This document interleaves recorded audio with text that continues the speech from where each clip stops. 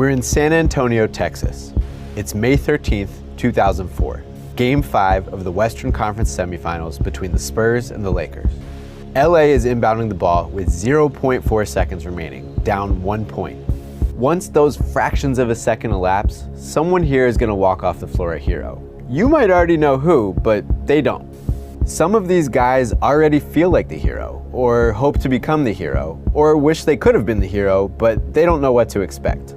To get in their heads on the precipice of this legendary moment, we're going to need to rewind. The Spurs and Lakers know each other very, very well by this point. As soon as Michael Jordan's Bulls broke up, Tim Duncan and the Spurs took over, sweeping the Lakers on their way to winning the 1999 NBA championship. Immediately thereafter, former Bulls coach Phil Jackson took a job at the Lakers and commenced a new dynasty.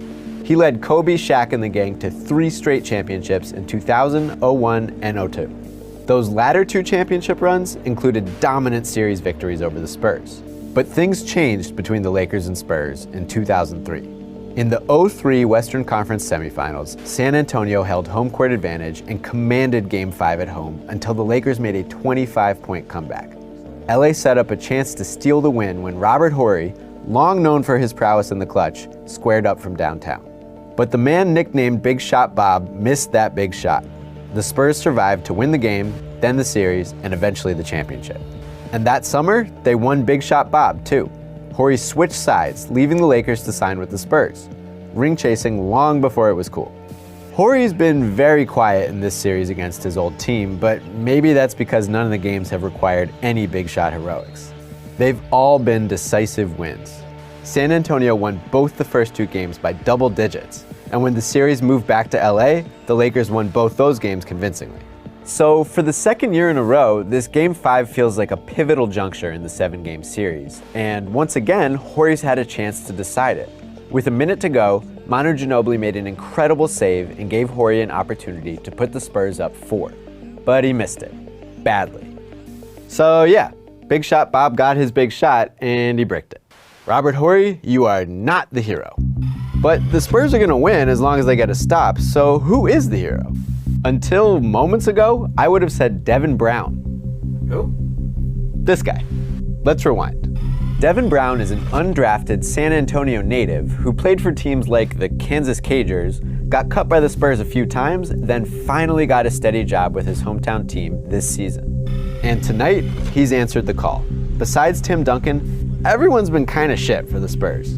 The first half was a parade of turnovers. There was a stretch spanning the second and third quarters in which the Spurs had 13 turnovers in 14 minutes. San Antonio cracked 40 points in the middle of the third quarter. The Lakers led by 16 at one point. It was disgusting. And then Brown took over.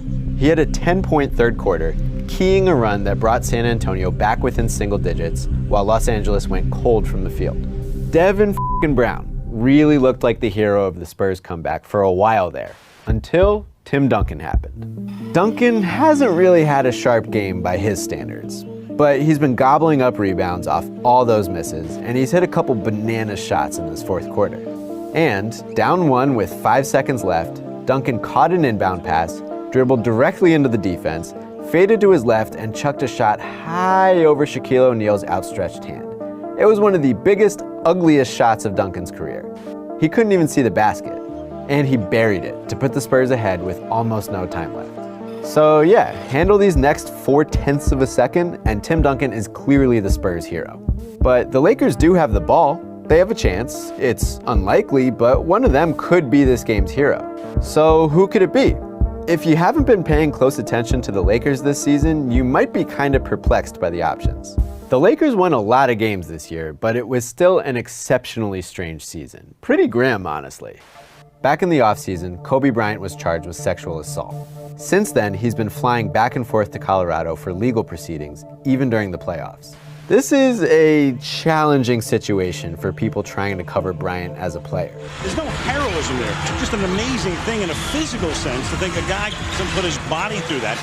Kobe's also been back at it with Shaq, publicly feuding over whose team it is and whose team it will be when Bryant's contract expires this summer.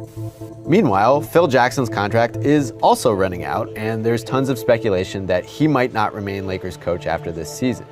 And just to make things additionally weird, but in like a harmless basketball-y way, 39-year-old Karl Malone and 34-year-old Gary Payton both picked a really strange season to chase rings and join the Lakers. But here they are. Superstars who are old and or hate each other and or are currently embroiled in a sexual assault case, coached by a dude who might be leaving soon. One of them's gonna have to get something done in less than half a second. What can they even do here? 0.4 seconds is almost no time, but it's not no time. And to really understand that distinction, we're gonna need to hit them. In 1989, the NBA decided to start measuring time more precisely. With under a minute to play, the clock would measure tenths of a second. This change would soon get tested. In January 1990, the Knicks were playing the Bulls. The game was tied with 0.1 seconds left on the clock when New York inbounded the ball to Trent Tucker, who immediately caught it and launched a jumper that went in, winning the game. The Bulls' rookie coach, Phil Jackson, protested, saying it was humanly impossible to catch and shoot a basketball in 1/10 of a second. The protest didn't do anything to change the outcome of that game, but Phil did have a good point, and the NBA quickly adopted the Trent Tucker rule. There had to be at least 3/10 of a second on the clock for a player to catch and shoot the ball. Less than that, and you gotta tip it. So one of the Lakers is gonna be able to get an actual shot off. It's just gotta be uncomfortably fast. Who's it gonna be? Shaq and Kobe stand out as obvious options. But Shaq's had a rough night, and even if that weren't the case, there's no way the Spurs are letting him receive a lob right at the rim. Meanwhile, Kobe's clutch shooting is a major reason the Lakers and Spurs are even playing right now. The Lakers were actually on pace to be the 4 seed, where they couldn't have met the Spurs until the conference finals. But Kobe hit 2 huge shots to win LA their final game of the year versus Portland, thus propelling them to the 2 seed, which set them up for this second round showdown. Kobe's been deadly in this series, especially in Game 4. Tonight, well, he's kinda gone cold after a strong first quarter, and he was notably silent while the Lakers blew their 16-point lead. But he did hit a big shot to put LA ahead with 11 seconds left. So how can LA get Kobe the ball? Well, let's go back a bit, because several real-life minutes have passed since that Duncan shot. First, the Lakers lined up in a stack, ready to spring out in all different directions. The Spurs took a look at this, then immediately called timeout. Then the Lakers came out looking more spread out. Kobe set a sort of flimsy pin down for Shaq, then darted to the corner, but found himself smothered by 2 Spurs. So the Lakers called timeout. And now they're stacked up again, and the play call is clear. Shaq is rolling to the rim for a potential inbound lob.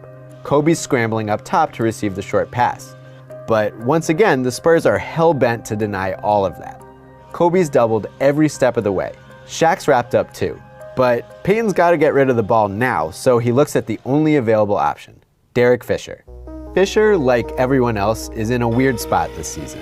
Last year was one of the best for the career Laker. He started every game of the regular season and was the closest thing LA had to a 3rd star in the playoffs. This year, Payton's been around, and he's still considered a star even in his old age. So despite being 29 years old and fresh off a strong year, Fisher's been demoted to the bench. But in a game like this one, where both teams have been kinda trash and points have been hard to come by, Fisher has proven invaluable. He's doing all that scrappy, hard-nosed playoff shit. Which is to say, he's flopping like his life depends on it. By my count, he's drawn 3 charges tonight. That's one way to leave your mark on a playoff game. That said, if the Lakers don't come up with a miracle, Fisher's gonna lose sleep. This easy layup Fish missed to end the first half didn't seem like a big deal at the time, but since the Lakers squandered that big lead, it feels monumental. So yeah, if there's gonna be a miracle, it's gonna have to be you, Derek. Thanks to a rule his coach helped clarify 24 years ago, Fisher knows he has enough time to catch and shoot. As long as he misses, the Spurs will have pulled off a remarkable comeback, keyed by a little-known local kid and capped by Tim Duncan's bizarre final shot. They'll take a 3-2 lead for the 2nd year in a row, setting up an opportunity for another series victory in this long-running rivalry.